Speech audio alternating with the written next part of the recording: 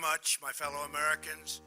I am very proud to announce today that we have reached a deal to end the shutdown and reopen the federal government.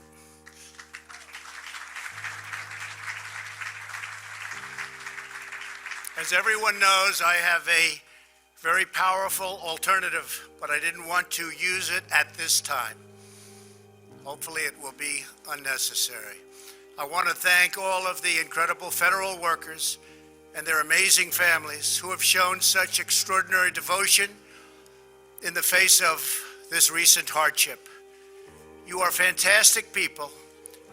You are incredible patriots. Many of you have suffered far greater than anyone but your families would know or understand. And not only did you not complain, but in many cases you encouraged me to keep going because you care so much about our country and about its border security. Again, I thank you. All Americans, I thank you. You are very, very special people. I am so proud that you are citizens of our country.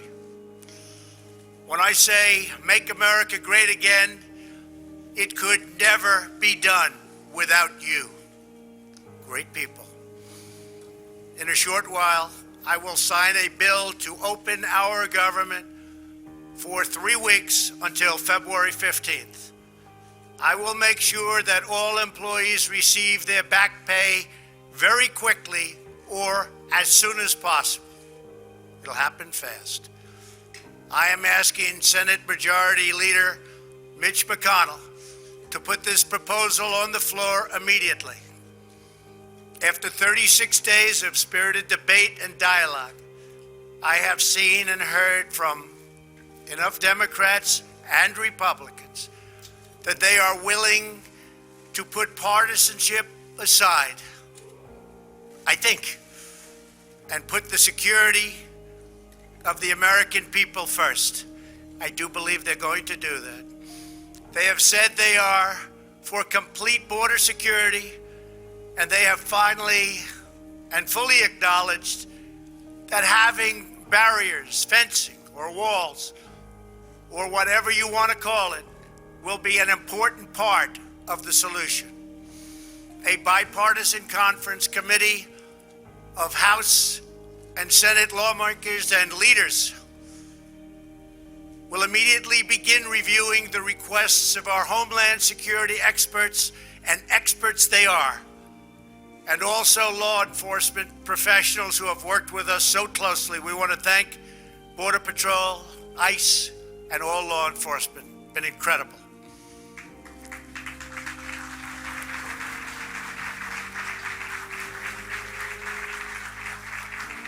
Based on operational guidance from the experts in the field, they will put together a Homeland Security package for me to shortly sign into law.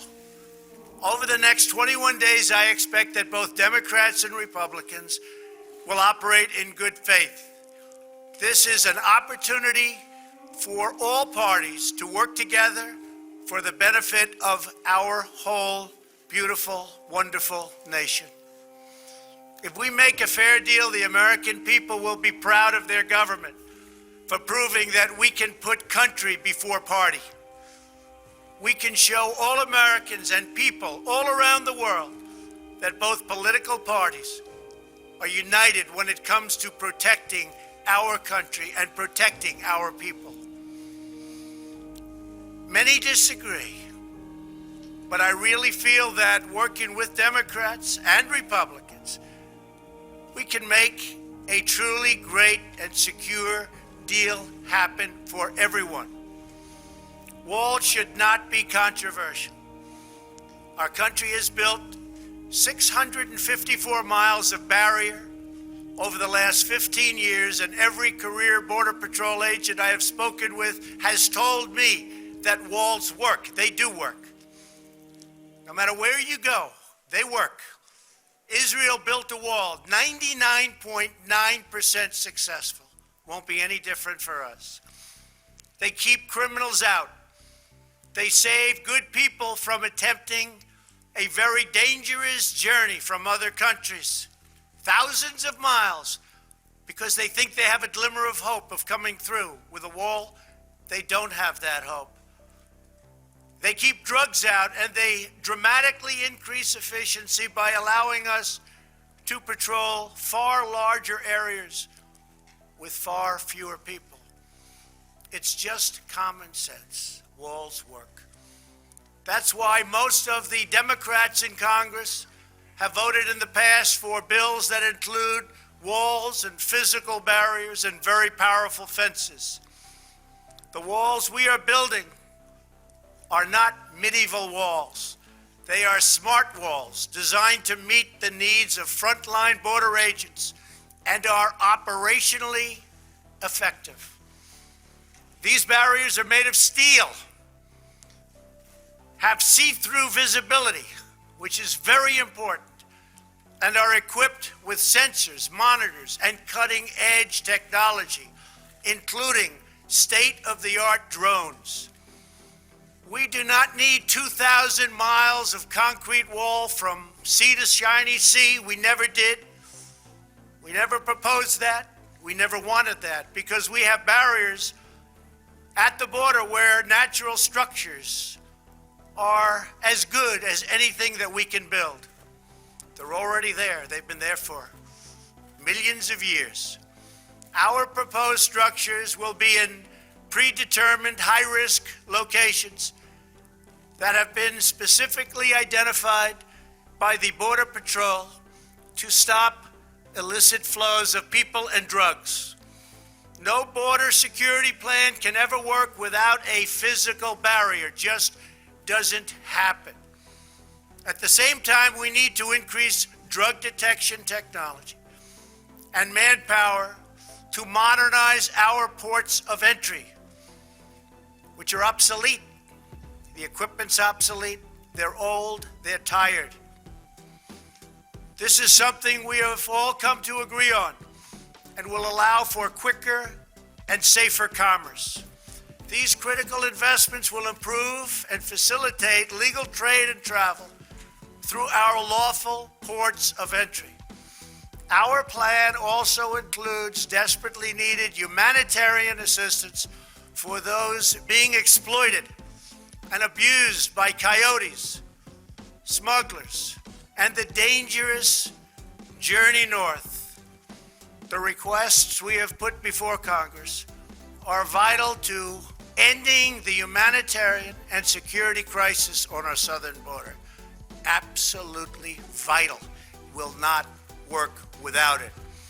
This crisis threatens the safety of our country and thousands of American lives. Criminal cartels, narco-terrorists, transnational gangs like MS-13, and human traffickers are brazenly violating U.S. laws and terrorizing innocent communities. Human traffickers. The victims are women and children. Maybe to a lesser extent, believe it or not, children. Women are tied up, they're bound, duct tape put around their faces, around their mouths. In many cases, they can't even breathe.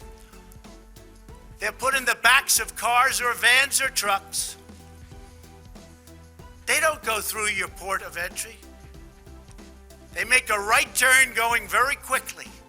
They go into the desert areas or whatever areas you can look at. And as soon as there's no protection, they make a left or a right into the United States of America. There's nobody to catch them. There's nobody to find them. They can't come through the port, because if they come through the port, people will see 4 women sitting in a van with tape around their face and around their mouth. Can't have that. And that problem, because of the internet, is the biggest problem. It's never been like this before that you can imagine. It's at the worst level, human trafficking, in the history of the world. This is not a United States problem. This is a world problem. But they come through areas where they have no protection, where they have no steel barriers where they have no walls. And we can stop almost 100% of that. The profits reaped by these murderous organizations are used to fund their malign and destabilizing conduct throughout this hemisphere. Last year alone, ICE officers removed 10,000 known or suspected gang members like MS-13 and members as bad as them. Horrible people, tough, mean, sadistic. In the last 2 years, ICE officers arrested a total of 266,000 criminal aliens inside of the United States, including those charged or convicted of nearly 100,000 assaults, 30,000 sex crimes, and 4,000 homicides, or as you would call them, violent, vicious killings. Can be stopped. Vast quantities of lethal drugs, including meth, fentanyl, heroin, and cocaine, are smuggled across our southern border and into U.S. schools and communities. Drugs kill much more than 70,000 Americans a year and cost our society in excess of $700 billion. The sheer volume of illegal immigration has overwhelmed federal authorities and stretched our immigration system beyond the breaking point.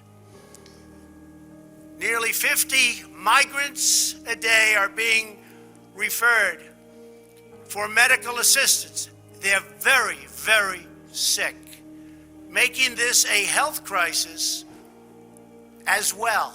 It's a very big health crisis. People have no idea how big it is unless you're there. Our backlog in the immigration courts is now far greater than the 800,000 cases that you've been hearing about over the last couple of years. Think of that, though. 800,000 cases because our laws are obsolete. So obsolete. They're the laughing stock all over the world. Our immigration laws, all over the world, they've been there for a long time, are the laughing stock all over the world. We do not have the necessary space or resources to detain, house, vet, screen, and safely process this tremendous influx of people. In short, we do not have control over who is entering our country, where they come from, who they are, why they are coming. The result for many years is a colossal danger to public safety. We're going to straighten it out. It's not hard. It's easy if given the resources. Last month was the third straight month in a row with 60,000 apprehensions on our southern border. Think of that. We apprehended 60,000 people. That's like a stadium full of people, a big stadium. There are many criminals being apprehended, but vast numbers are coming because our economy is so strong. We have the strongest economy now in the entire world. You see what's happening. We have nowhere left to house them and no way to promptly remove them. We can't get them out because our laws are so obsolete, so antiquated, and so bad.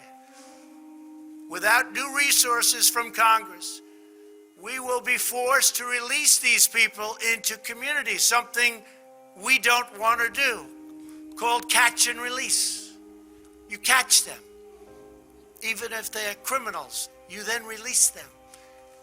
And you can't release them from where they came.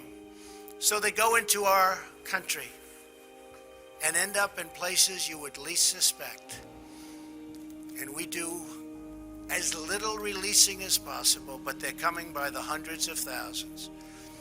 I have had zero Democrat lawmakers volunteered to have them released into their districts or states. And I think they know that, and that's what we're going to be discussing over the next 3 weeks. The painful reality is that the tremendous economic and financial burdens of illegal immigration fall on the shoulders of low-income Americans, including millions of wonderful, patriotic, law-abiding immigrants who enrich our nation. As Commander-in-Chief, my highest priority is the defense of our great country. We cannot surrender operational control over the nation's borders to foreign cartels, traffickers, and smugglers. We want future Americans to come to our country legally and through a system based on merit. We need people to come to our country. We have great companies moving back into the United States, and we have the lowest employment and the best employment numbers that we've ever had. There are more people working today in the United States than have ever worked in our country. We need people to come in to help us, the farms, and with all of these great companies that are moving back. Finally, they're moving back. People said it couldn't happen, it's happening. And we want them to enjoy the blessings of safety and liberty and the rule of law. We cannot protect and deliver these blessings without a strong and secure border. I believe that crime in this country can go down by a massive percentage if we have great security on our southern border. I believe drugs, large percentages of which come through the southern border, will be cut by a number that nobody will believe. So let me be very clear. We really have no choice but to build a powerful wall or steel barrier. If we don't get a fair deal from Congress, the government will either shut down on February 15th again, or I will use the powers afforded to me under the laws and the Constitution of the United States to address this emergency. We will have great security. And I want to thank you all very much. Thank you very much.